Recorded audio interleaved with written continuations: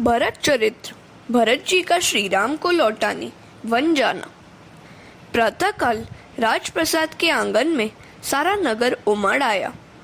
सभी को आशा बन गई कि राम सीता आज अयोध्या वापस आएंगे। भरत जी ने कहा कि जो भी साथ चलना चाहता है वहां आ सकता है। ऋषि वशिष्ठ जी और अरुंधति भी रथ में सवार हुए। अब तो कैकेयी के सिर से भी कली का भूत उतर चुका था और वह राम के दर्शन के लिए आतुर हो गई थी। भरत के लिए स्वर्ण रथ तैयार किया गया, किंतु वे उसमें बैठना नहीं चाहते थे। तो लोग कहने लगे कि यदि आप रथ पर सवार नहीं होंगे तो हम भी पैदल ही चलेंगे। माता कौशल्या ने भरत को समझाया कि यदि तू रथ पर सवार नहीं होगा तो अयोध्या की सारी प्रजा को कष्ट होगा। कौशल्या की आज्ञा से वे रथ पर सवार हुए।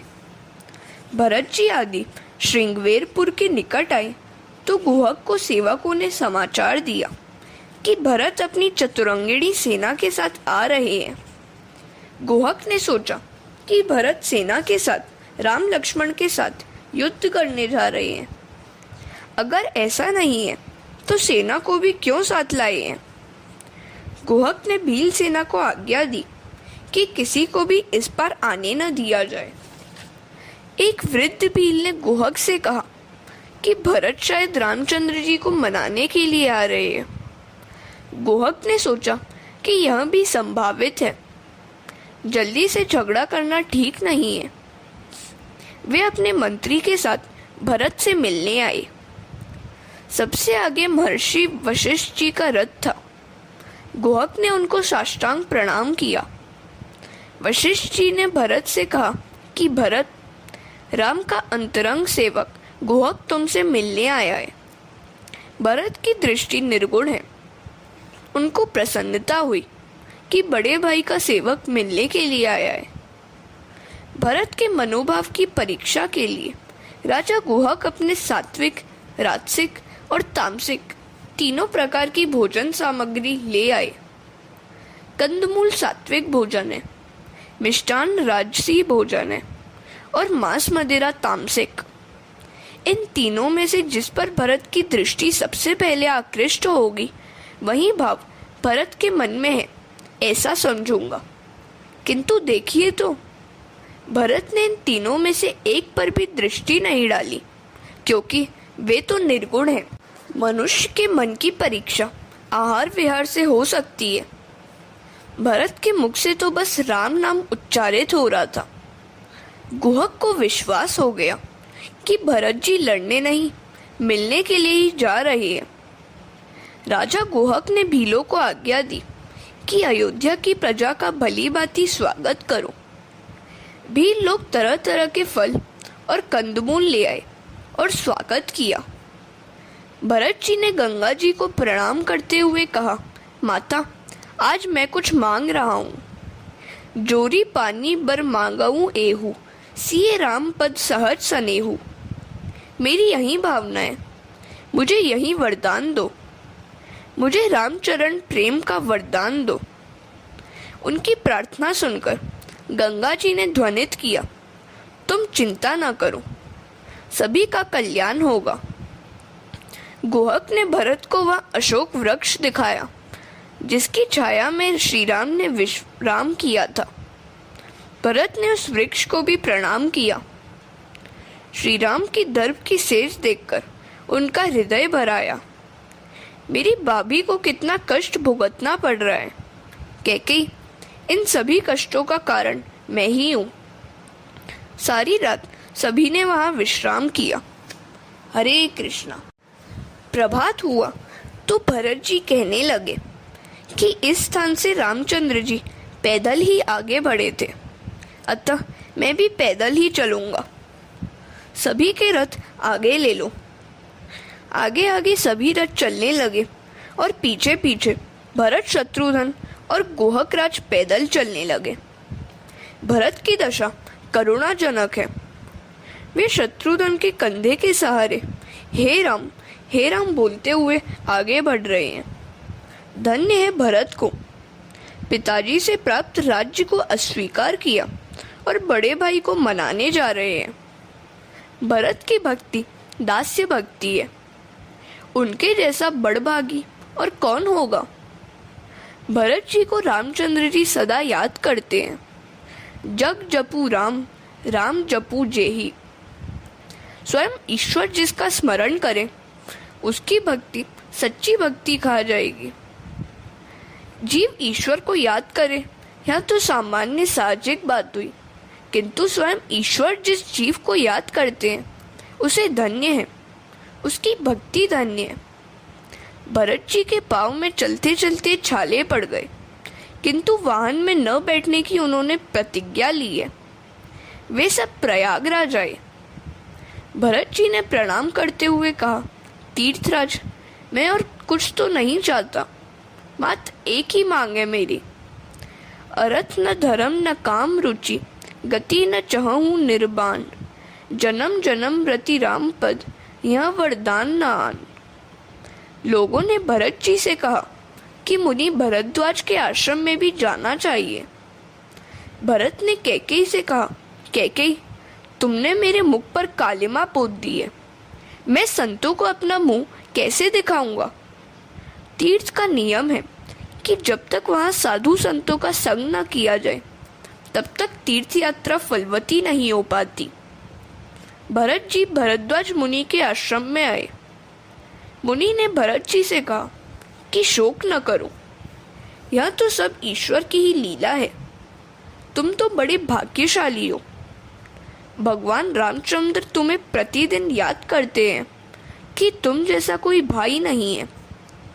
भ्रातृ प्रेम का आदर्श स्थापित करने के लिए आज तुम राम को मनाने के लिए जा रहे हो, यह अच्छी बात है।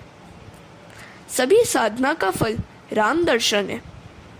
साधन करने से हमें राम दर्शन का लाभ हुआ, किंतु राम जी के दर्शन का फल तो भरत जी हैं। हम तुम्हारे दर्शन से कृतार्थ हो गए। राम के दर्शन के बाद में मैंने सोचा था कि उनके दर्शन का फल क्या मिलेगा। मेरी समझ में आ गया कि राम दर्शन का फल ही है भरत दर्शन। भरत जी ने वहां वार्तालाप किया। इन सभी अनर्थों और दुखों का कारण मैं ही हूँ। भरद्वाज ऋषि ने भरत से कहा, राक्षसों का वध करने हेतु ही रामचंद्र जी ने यह सारी लीला की रचना की है, अतः तुम्हें शोक नहीं करना चाहिए। भरद्वाज ने अणिमा आदि रिद्धि सिद्धियों का आवाहन करके भरत और उनके साथ आए हुए सभी लोगों का भली भांति स्वागत किया। राम जी के दर्शनार्थी भली भांति स्वागत होना कोई आश्चर्य की बात तो है नहीं। भरत के भ्रातृ प्रेम की परीक्षा लेने की इच्छा से भरद्वाज मुनि रात्रि के समय वहां आए। उन्होंने देखा कि भरत जी ने दर्भासन बिछाकर आसन किया है और नासिका पर दृष्टि स्थिर करके सीताराम का जप कर रहे हैं। अणिमा सिद्धि ने उनसे भोजन और विश्राम करने की विनती की, किंतु भरत जी ने कहा, राम मिलन के बाद ही मुझे सच्ची विश्रांति मिलेगी। भरत के राम प्रेम का वर्णन कर ही कौन सकता है। वाणी के सामर्थ्य के बाहर की वस्तु है यह। प्रातः काल में भरद्वाज फिर से वहां आए। सारी रात भरत ने शैया का स्पर्श तक नहीं किया था। भरत जी की ऐसी कठोर तपश्चर्या से मुनि का हृदय भर आया। बोल उठे, भरत दर्शन ही राम दर्शन का फल है। भरद्वाज मुनि ने बहुत सी सिद्धियां बताई, किंतु भरत जी उनमें नहीं फंसे। हरे कृष्ण। चक्रवाक और चकवी रात्रि के समय साथ साथ नहीं रहते। यदि इन्हें पिंजड़े में रखा जाए तो भी रात्रि के समय ये संयोग नहीं करते। ऋषि की परीक्षा लेने की इच्छा पिंजड़ा है। सिद्धियां भोग विलास की वस्तुएं चकवी हैं। भरत जी हैं चक्रवाक। भरत जी उन भोग विलास की सामग्रियों का मन से भी स्पर्श नहीं करते। जिसे भक्ति का रंग लग जाता है उसे सांसारिक भोग रोग समान ही लगते हैं। जब तक सांसारिक माया मीठी लगती है तब तक जीव को भक्ति का रंग नहीं लगता है। भोग और भक्ति एक ही स्थान पर रह नहीं सकते।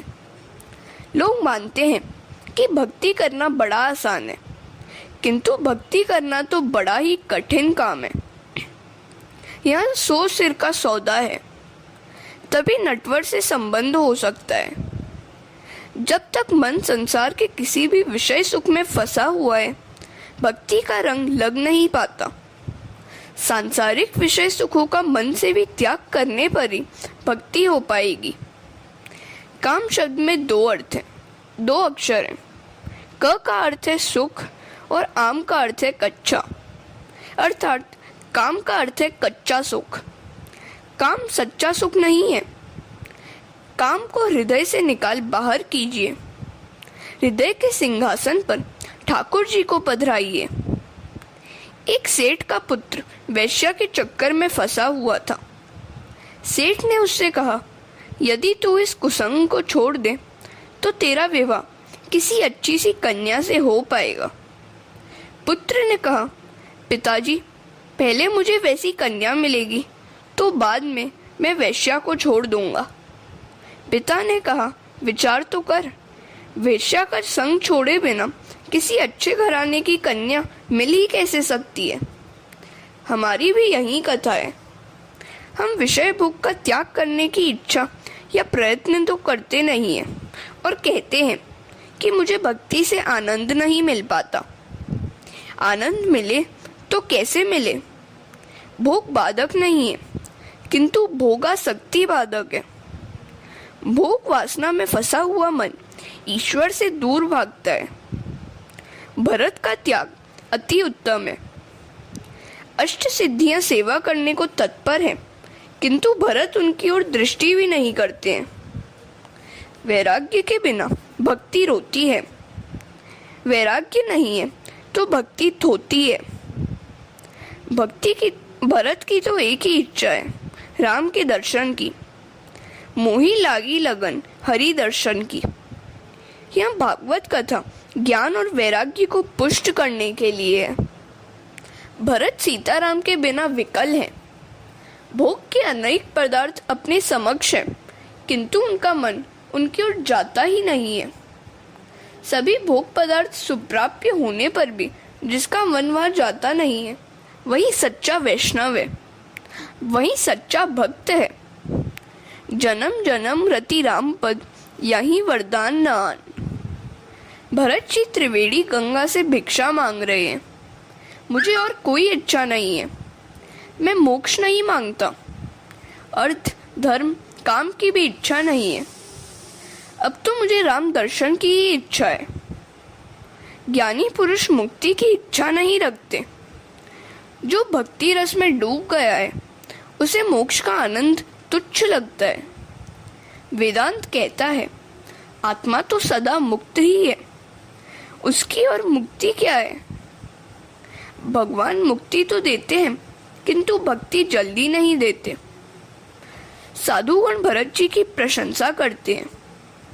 अपने वैराग्य से भी उनका वैराग्य श्रेष्ठ है। हरे कृष्णा। भरत जी आगे बढ़े। 10वें दिन उनका राम से मिलन होने जा रहा है। सूर्य नारायण अस्ताचल की ओर बढ़ गए। भरत सीताराम सीताराम बोलते हुए आगे बढ़ रहे हैं। चित्रकूट पर्वत दृष्टिगोचर हुआ तो लोग साष्टांग प्रणाम करने लगे। लोगों ने चित्रकूट की तलहटी में विश्राम किया। इधर सीता जी ने सपना देखा कि भरत जी हमसे मिलने आ रहे हैं। उनके साथ अयोध्या की प्रजा भी है। सास जी का वेश शोक सूचक है। राम जी ने सपने की बात सुनी तो कहा, यह स्वप्न मंगलमय नहीं है। कदाचित कोई दुखद समाचार सुनने पड़ेंगे। प्रातःकाल हुआ तो भरत जी ने पर्वत पर जाने के लिए वशिष्ठ जी से अनुज्ञा मांगी, किंतु वे व्याकुल होकर यह सोच रहे थे कि मैं अपना काला मुख राम जी को कैसे दिखाऊंगा। मुझे देखते ही वे मुख फेर लेंगे तो? नहीं नहीं, वे ऐसा नहीं करेंगे। वे मुझे अवश्य अपनाएंगे, किंतु यदि भाभी उन्हें मुझसे मिलने से रोक लेंगी तो? नहीं नहीं, वे भी ऐसा तो नहीं करेंगी। भरत जी सीताराम बोलते हुए जाने लगे। भीलों ने यह देखा तो दौड़ते हुए रामचंद्र जी के पास आए और कहने लगे, कोई भरत नाम का राजा आपसे मिलने आ रहा है, साथ में चतुरंगिणी सेना भी है। यही कारण है कि हमारे पशु भय से भाग रहे हैं। रामचंद्र जी सोच में डूब गए। लक्ष्मण के मन में प्रश्न जागा कि यदि उसे मिलने ही आना था तो अपने साथ सेना को क्यों लाया है। वैसे तो वह साधु सा था, किंतु राज्य प्राप्ति के बाद उसकी मति भ्रष्ट हो गई है। वह अपना मार्ग निष्कंटक करने के लिए ही आ रहा है। सत्ता मनुष्य को स्वार्थी और अंधा बना देती है। लक्ष्मण जी क्रोधित हो गए, किंतु रामचंद्र जी उन्हें समझाते हुए और शांत करते हुए कहने लगे, लक्ष्मण, भरत को यदि ब्रह्मलोक का राज्य प्राप्त हो जाए तो भी उसे सत्ता का मत प्रभावित नहीं कर सकेगा। भरत सा भाई जगत में न तो हुआ है और न ही होगा। भरत सीताराम का जप करते हुए आ रहे हैं। उनके प्रेम में तो चित्रकूट के पत्थर भी मानो सचेतन से हो गए हैं। भरत ने दूर से देखा कि राम आंगन में विराजमान है और ज्ञान वार्ता कर रहे हैं। सीता और लक्ष्मण सेवा में उपस्थित हैं। भरत असमंजस में है। मैं तो पापी हूँ, उनके सामने कैसे जाऊं? अपने आप को धीरज देते हुए भरत जी ने राम के निकट जाकर साष्टांग दंडवत प्रणाम किया। लक्ष्मण जी ने यह देखा तो रामचंद्र जी से कहा कि भरत आपको प्रणाम कर रहा है। रामचंद्र जी कहने लगे, कहाँ है मेरा भरत? उन्होंने भरत को उठाकर अपने हृदय से लगा लिया। चित्रकूट पर्वत पर जीव और शिव का मिलन हुआ। हरे कृष्ण। चित्रकूट में भगवान लक्ष्मण और जानकी के साथ निर्वासित हैं। लक्ष्मण वैराग्य है, सीता जी पराभक्ति और चित्रकूट चित्त। तो भगवान वैराग्य तथा पराभक्ति के साथ चित्त में अंतर में विराजमान है। भरत जीव है तो मिलन के हेतु गया है। उस मिलन का चिंतन या कल्पना भी पाप नाशक है। प्रभु मिलन की इच्छा तीव्र होगी तभी सुख होगा। मेरा भरत दुखी है, इस विचार से राम के मुख से एक शब्द भी निकल नहीं रहा है। दुख हमारे अपने कर्मों का ही फल है। चाहे जैसा भी दुख आ पड़े, प्रभु से मत कहो। हमेशा सोचो कि मैं अपने सुख के लिए कृष्ण को कभी कष्ट नहीं दूंगा। सदा भगवान की सुविधा का ही विचार करो। भरत के साथ वशिष्ठ जी और माता जी भी हैं। भरत ने सीता जी को प्रणाम किया तो उन्होंने आशीष दी। अब भरत को विश्वास हुआ कि इन्होंने मेरे पाप को क्षमा कर दिया है। रामचंद्र जी ने वशिष्ठ जी को प्रणाम किया और कैकेयी से मिले। कैकेयी दुख और पश्चाताप से कातर हो गई है। राम जी ने उसे समझाया, मन में कलेश न करो, आपका कोई दोष नहीं है, यह तो विधि की लीला है। वे सभी माताओं से मिले और सभी को धीरज बधाया। सास जी के दुख से सीता जी व्याकुल हो गई हैं, तो कौशल्या का हृदय सीता जी के तापसी वेश को देखकर भर आया है। कौशल्या ने दशरथ जी के महाप्रयाण की बात सुनाई। रामचंद्र जी विलाप करने लगे। पिताजी के प्रेम को याद करके वे रो दिए। रामचंद्र जी ने पिताजी का श्राद्ध किया। भरत को एक ही चिंता है कि राम सीता लौटेंगे या नहीं। मैं अपने मुख से इन्हें कहूँ भी कैसे? वशिष्ठ जी भरत की परीक्षा लेना चाहते हैं, सो उन्होंने भरत से कहा कि तू उनसे विनती कर। भील लोगों ने अयोध्या की प्रजा का स्वागत किया। लोग उन्हें भेंट दे रहे हैं, किंतु भील तो कुछ स्वीकारते ही नहीं है। रामचंद्र के आगमन के पहले यदि उन्हें कुछ दिया जाता तो वे अवश्य ले लेते, किंतु रामचंद्र जी के दर्शन होने से उनकी मनोवृत्ति बदल गई है। रघुनाथ की दृष्टि ही चमत्कारी है। रघुनाथ जी के दर्शन से पाप छूट गया है। चोरी, मारकाट, हिंसा आदि भी छूट गए हैं। रामचंद्र जी के दर्शन से यदि चित्रकूट के अनपढ़ आदिम भीलों का तक जीवन सुधरता है, तो भी यदि हमारा जीवन सुधर नहीं पाता है, तो इससे बड़ा दुर्भाग्य और क्या हो सकता है। रामचंद्र के दर्शन से स्वभाव सुधरना आश्चर्य की बात नहीं है। अरे, उनके नाम जप से भी स्वभाव बदल सकता है। हरे कृष्ण। इधर प्रजाजन व्याकुल है। रामचंद्र जी की वापसी के बिना उन्हें शांति नहीं मिलेगी। वे कहते हैं कि भरत और शत्रुघ्न तुम वन में रहना, हम तो राम लक्ष्मण सीता को अपने साथ ही अयोध्या ले जाएंगे। भरत जी ने कहा, गुरुजी, मेरी मुंह की बात छीन ली गई है। यदि रामचंद्र जी अयोध्या वापस जाने को तैयार हो जाए, तो हम 14 वर्ष तो क्या, जीवन भर वन में बिताने को तैयार हैं। कौशल्या ने सुना तो उन्होंने कहा, यह भी कोई बात हुई क्या? मेरे लिए तो राम और भरत दोनों समान हैं। मैं किसी को गंवाने के लिए तैयार नहीं हूँ। वशिष्ठ कहने लगे, लोग मुझे ब्रह्मनिष्ठ समझते हैं। आज भरत को देखकर लगता है कि वह मुझसे कई गुना श्रेष्ठ है। राम, भरत के सुख का उपाय बताओ। राम कहते हैं, भरत जो कहे मैं वह करने को तैयार हूँ। वह अपने मन में कोई संकोच न रखे।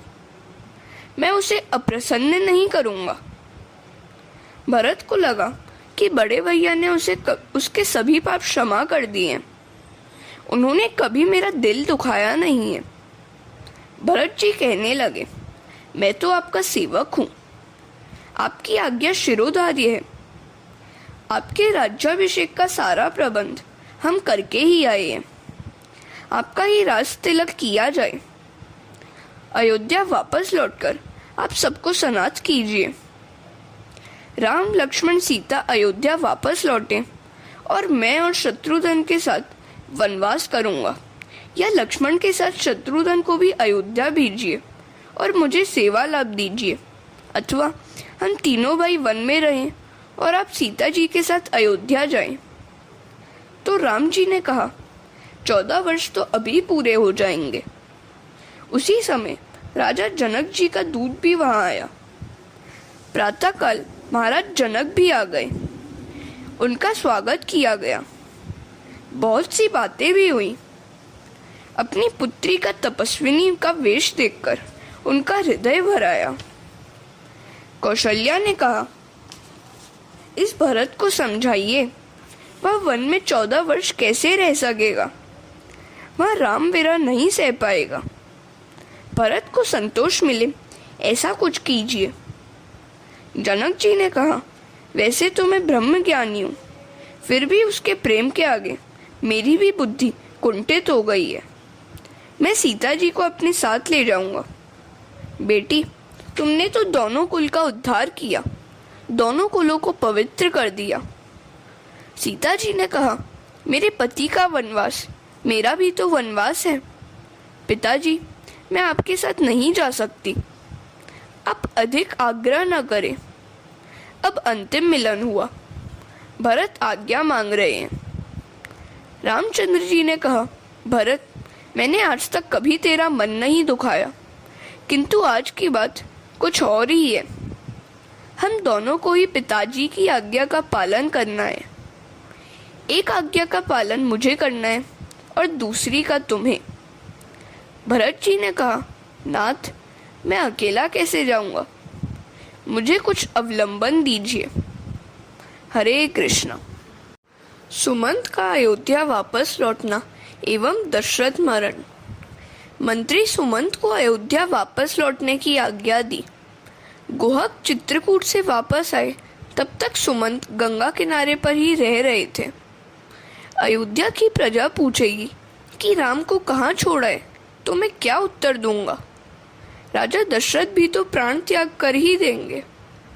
सुमंत के रथ के घोड़े भी उसी दिशा में टकटकी लगाते रहे हैं जिस दिशा में रामचंद्र जी गए थे। वे भी समझते हैं कि हमें छोड़कर हमारे स्वामी उस ओर कहीं चल दिए हैं। उन्होंने खाना पीना भी छोड़ दिया है। जिनके वियोग में पशु तक इतने दुखी हो रहे हैं, उनके माता पिता की व्याकुलता का तो कहना ही क्या। वे अब जी ही कैसे पाएंगे। गुहा काए और सुमंत से कहने लगे, मंत्री जी, आप तो ज्ञानी हैं। अब आप धैर्य ग्रहण करें और अयोध्या वापस पधारें। साथ में 4 भील सेवक भी भेजें। मध्य रात्रि के समय सुमंत अयोध्या पहुंचे। मैं किसी को भी अपना मुंह नहीं दिखाऊंगा। कोई पूछेगा तो मैं क्या उत्तर दूंगा। फिर भी वे कैकेयी के आवास में गए। महाराज दशरथ का दर्शन नहीं हुआ तो कैकेयी से पूछा, महाराज कहाँ हैं? जब रामचंद्र ने वन की ओर प्रयाण किया था तब दशरथ ने कहा था कि मैं अब कैकेयी के आवास में नहीं रह सकता, मुझे कौशल्या के आवास में ले जाओ। अतः वे कौशल्या के आवास में थे। राम विरह में जिसकी आंखों से 2 बूंद आंसू भी टपक न सके, उसका मन शुद्ध नहीं हो पाता। एक दासी मंत्री सुमंत जी को कौशल्या के आवास में ले आई। राम वियोग में 5 दिन बीत गए हैं। दशरथ जी के मुख पर मृत्यु की छाया पड़ने लगी है। मंत्री ने पास आकर उनको दंडवत प्रणाम किया। दशरथ जी ने आंखें खोलकर देखा और पूछा, मेरा राम कहाँ है? कहाँ है मेरा राम? कहाँ छोड़ आए मेरे राम को? सीता वापस आई या नहीं? मुझे वहीं ले चलो जहाँ मेरा राम है। दशरथ जी की व्याकुलता देखकर सुमंत की आंखें भी आंसू बहाने लगी। वे कहने लगे, महाराज आप तो ज्ञानी हैं, धीर धरें, मैं राम जी का संदेशा लाया हूँ। उन्होंने कहा है कि मेरे पिताजी को प्रणाम कहना और उनके ही प्रताप से हम वन में सकुशल हैं। महाराज मैं कितना निर्दय हूँ कि राम को छोड़कर वापस जीते जी आया हूँ। सीता जी ने भी मुझसे कहा था, मंत्री जी आप तो मेरे पिता के समान हैं, मैं अयोध्या वापस नहीं जा सकती। अपने पति के बिना मैं जी नहीं पाऊंगी। मेरे ससुर जी को मेरा प्रणाम कहना। नाविक केवट ने उन सभी की सेवा की और निषादराज ने भी उनकी बड़ी सेवा की और मैं वापस आया। मेरे जैसा निष्ठुर और कौन हो सकता है। सुमंत के वचन सुनते ही राजा हे राम बोलते हुए नीचे गिर गए। कौशल्या व्याकुल हो गई, फिर भी राजा को धीरज दे रही है। राम विरह तो एक बड़ा सागर है जिसे पार करना बड़ा कठिन है। आप तो कर्णधार हैं, यदि आप ही धैर्य खो देंगे तो और सबका क्या होगा। दशरथ जी ने कहा, वक्षस्थल में वेदना हो रही है। मुझे श्रवण कुमार के माता पिता ने श्राप दिया था कि पुत्र विरह में मेरी मृत्यु होगी। सारी बात इस समय उन्हें याद आ गई और कह सुनाई। दशरथ जी विलाप करते हुए कहने लगे, मुझे वहीं ले जाइए जहाँ मेरा राम है। अपनी स्त्री के कहने में आकर मैंने अपने सुयोग पुत्र को वनवास दिया। मध्य रात्रि का समय था। राजा ने राम राम कहते हुए देह त्याग कर दिया। मध्य रात्रि का समय था। राम राम कही राम कही, राम राम कही राम, तनु पर हरि रघुबर विरे, राउ गयऊ सुरधाम। हरे कृष्णा। दशरथ जी का राम प्रेम और राम विरह इतना हार्दिक था कि उनके प्राण पखेरु उड़ गए। सभी विलाप करने लगे। सारे नगर में कोहराम मच गया। गुरु वशिष्ठ जी सांत्वना देने लगे। उन्होंने सेवकों को आज्ञा दी, कैकेयी देश में जाओ और भरत शत्रुघ्न से कहो कि गुरु जी ने उनको शीघ्र बुलाया है। भरत शत्रुघ्न आ पहुंचे। उन्हें मार्ग में अपशकुन भी बहुत हुए। सभी बाजार और कारोबार बंद थे। लोगों ने श्याम वस्त्र धारण किए हुए थे। भरत जी कुछ समझ नहीं पा रहे थे कि यह सब क्या है। भरत के आगमन का समाचार सुनकर कैकेयी बड़े आनंद से दौड़ती हुई उसका स्वागत करने आई। भरत ने पूछा, कहाँ है मेरे पिताजी, कुशल तो है ना? कैकेयी ने कहा, क्या बताऊं तुम्हें, सारा साम्राज्य चला जा रहा था किंतु मैंने बचा लिया। मंथरा की राय के अनुसार तेरे पिता से मैंने वरदान मांगे, सो यह राज्य तुम्हारा है। और पिताजी तो वरदान देकर व्याकुल हो गए और उन्होंने प्राण त्याग किया। भरत ने कहा, उस समय मेरे बड़े भैया राम कहाँ थे? अब क्यों दिखाई नहीं देते, कहाँ है वे? कैकेयी ने कहा, वह तो वन में है, मेरे वरदान के अनुसार उसे वनवास दिया गया है। सारी बातें जानकर भरत का हृदय दुख से कातर हो गया। अपनी माता के लिए उनके मन में बड़ा क्रोध और तिरस्कार उमड़ आया। मेरे बड़े भैया को वनवास देते हुए तुम्हें लाज न आई? ऐसा अशुभ वरदान मांगते हुए तुम्हारी जीभ क्यों न कट गई? शत्रुघ्न ने मंथरा को देखा तो उन्होंने उसे एक लात लगा दी। भरत शत्रुघ्न कौशल्या के पास आए। माता का विरह संतप्त रूप उनसे देखा न गया। भरत जी को तो मूर्छा आ गई। भरत जी कौशल्या माता से कहने लगे, माता, राम कहाँ होंगे? इन सभी अनर्थों का मूल मैं ही हूँ। कैकेयी के वरदान में यदि मेरा रंच मात्र भी सम्मति हो तो मुझे मात्र पितृ हत्या का फल मिले। कौशल्या बोली, बेटे धीरज रख, शोक का त्याग कर। राम तो हंसता हुआ गया है वन में। तेरे पिता ने प्राण त्याग किया, मेरा भाग्य ही रूठा हुआ है। मैं ही हूँ इस अनर्थ का कारण। अब भी मेरे प्राण शेष क्यों हैं? प्रातःकाल के समय सरयू नदी के किनारे महाराज दशरथ की पार्थिव देह का अग्नि संस्कार किया गया। दशरथ महाराज की आज्ञा थी कि राम को वनवास देने में यदि भरत की भी संपत्ति हो तो उसके हाथों अग्नि संस्कार मत कराना। दशरथ की पत्नियां भी जलकर सती होने जा रही थी, किंतु भरत जी ने उन्हें वैसा करने नहीं दिया। 15 दिनों के बाद शोक सभा का आयोजन हुआ। वशिष्ठ सहित कई ऋषि भी वहां उपस्थित थे। सबसे पहले वशिष्ठ जी ने महाराज दशरथ का गुणगान किया और शोकांजलि दी। फिर उन्होंने राजकुमार राम की भूरी भूरी प्रशंसा की और भरत से कहा कि पिताजी की आज्ञा शिरोधार्य करके राम ने वनगमन किया है। दशरथ जी स्वर्ग में सिधारे, अतः कल हम तुम्हारा राज्याभिषेक करेंगे। हरे कृष्णा। कल भरत का राज्याभिषेक होगा, यह बात उनको स्वीकार्य नहीं था। उन्हें बहुत समझाया गया। विधाता की गति अति क्रूर है।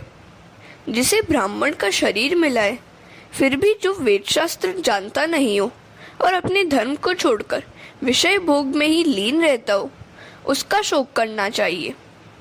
शोक तो उस वैश्य को करना चाहिए जो अपने पास धन होते हुए भी न तो दान करता है, न अतिथि संस्कार करता है और न ही भक्ति करता है। शोक तो उस गृहस्थ का करना चाहिए जो मोहवश अपने कर्म मार्ग का त्याग करता है। उस सन्यासी का शोक करना चाहिए जो ज्ञान वैराग्य को छोड़कर सांसारिक प्रपंच में फंसा हुआ है। वह नारी शोचनीय है जो अपने पति से छल करती है, जो कुटिल, कलह प्रिय और स्वेच्छाचारिणी है। सर्वाधिक शोचनीय तो वह है जो अपने समय और संपत्ति का दुरुपयोग करता है, दूसरों का अनिष्ट करता है, अपने शरीर के पोषण और लालन में ही रत है और जो नाम मात्र भी हरि भक्ति नहीं करता है। महाराज दशरथ के लिए क्यों शोक करें? सच्चा राम प्रेम तो उन्हीं का था कि राम गमन के दुख से उनका प्राण पखेरु उड़ गया। उनका तो इहलोक भी सुधर गया और परलोक भी। भरत, वनवास की अवधि समाप्त होने पर राम का पुनरागमन के बाद तुम जो चाहो सो करना, किंतु कल तो हम तुम्हें राज सिंहासन पर आरूढ़ करेंगे ही। आज अयोध्या अनाथ है, उसे सनाथ तुम्हें करना है। कौशल्या ने भी भरत को वैसी ही आज्ञा दी। भरत जी उत्तर देने के लिए खड़े हुए। राम सीता के स्मरण से उनकी आंखों से अश्रुधारा बहने लगी। पिताजी स्वर्ग में गए और रामचंद्र जी वन में गए। अब मेरा राज्याभिषेक होने पर मुझे कौन सा आनंद और सुख मिलेगा? अयोध्या की प्रजा को भी क्या लाभ होगा? सभी अनर्थों का कारण मैं ही हूँ। जगत में मुझ पापी का जन्म ही न हुआ होता तो अच्छा होता। मेरे पिताजी को तो सद्गति प्राप्त हुई है, उनके लिए मुझे अधिक दुख नहीं है। मुझे जो दुख है वह तो यह है कि मेरे ही कारण मेरे बड़े भैया को वल्कल धारण करके नंगे पांव वन में भटकना पड़ रहा है। रघुनाथ जी के बिना सब कुछ व्यर्थ है। मुझे तभी शांति मिलेगी जब मैं अपने भाई भाभी का दर्शन पा सकूंगा। कैकेयी का यह पुत्र कैकेयी से भी अधिक अधम है। रामचंद्र जी की सेवा करने में मेरे जीवन की सफलता है। जिस राज्यासन पर कभी महाराज भागीरथ विराजते थे उस पर बैठने की मेरी पात्रता नहीं है। मुझे आज्ञा और आशीर्वाद दीजिए। मैं कल रामचंद्र के पास जाऊंगा। आप प्रार्थना करें कि वे मेरे ही साथ अयोध्या वापस आएं। मैं उनसे अपने पापों की क्षमा याचना करूंगा। वे मेरे स्वामी हैं, मैं उनका सेवक। राम सीता का स्मरण करते हुए भरत की आंखों से आंसू बह रहे थे। जनता को विश्वास हो आया कि भरत जी तो प्रेम की मूर्ति हैं। सभी राम का दर्शन करने के लिए भरत जी के साथ जाने की तैयारी करने लगे। भरत चरित्र में तुलसीदास जी भी समाधिस्थ हो गए थे। सभा विसर्जित होने लगी। नगर के आबाल वृद्ध स्त्री पुरुष सभी रामचंद्र जी के दर्शनार्थ आतुर थे, अतः वनगमन की तैयारी करने लगे। सभी के मन में एक ही भाव जग रहा था कि कब प्रातःकाल हो और कब हम वन की ओर चल दें। हरे कृष्ण।